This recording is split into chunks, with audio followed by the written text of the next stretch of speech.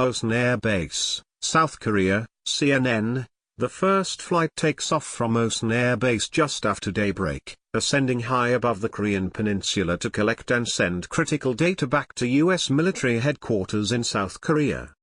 Dubbed the Dragon Lady but also known as the Lockheed U-2, the sleek, ebony aircraft is capable of flying 70,000 feet above sea level, in what's known as near space. As North Korea boasts about advances in its nuclear weaponry and having missiles ready to hit near the U.S. territory of Guam, the Dragon Lady is the spy plane of choice in helping Washington assess the true threat. A U-2 Dragon Lady pilot at Osan Air Base prepares to embark on a 12-hour mission over the Korean peninsula.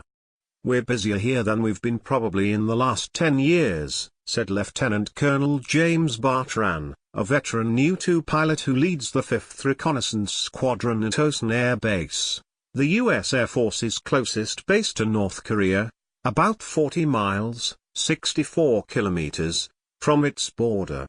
The mission is clear: to keep their eyes and ears on North Korea.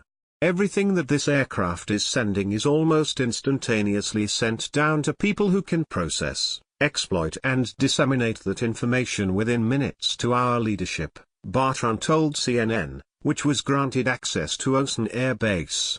First taking flight during the Cold War in the 1950s, the Dragon Lady was built to fly so high that it couldn't be detected by Soviet planes. Newer models of the aircraft have been modernized with new sensors and cameras.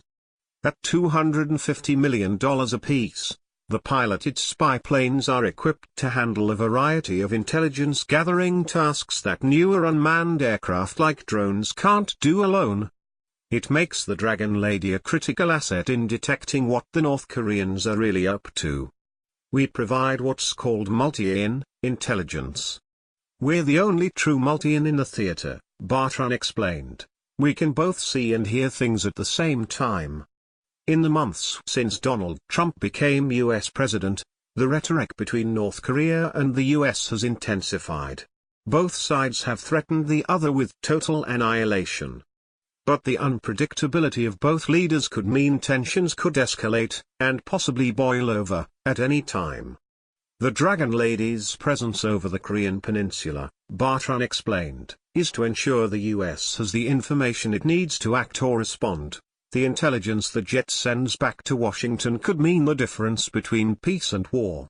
"I can assure you that, in close collaboration with our allies, there are strong military consequences if the DPRK initiates hostilities," Mattis said. Some of those consequences would likely originate from Osan Air Base.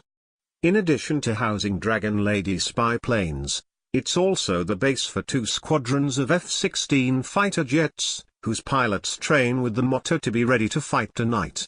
A 3rd F-16 squadron is stationed at Kunsan, the other U.S. Air Force base in South Korea. "This is Ferrari, that is the best way to describe this thing," Major Daniel Trueblood, a F-16 pilot from the 36th Squadron said as he proudly showed off his fighter jet. He boasted about the aircraft's supersonic speed, saying it can move at 16 miles per minute. That means that if either the US decided to launch an attack or respond to one from North Korea, the F-16s, which can carry long and short-range missiles as well as bombs, could in theory get from Osan Air Base into North Korean airspace in under 3 minutes. Like the spy plane pilots, the F-16 squadrons train daily over the Korean peninsula, simulating battles during both day and night. CNN watched as a dozen F-16s took off from Osan on a training exercise.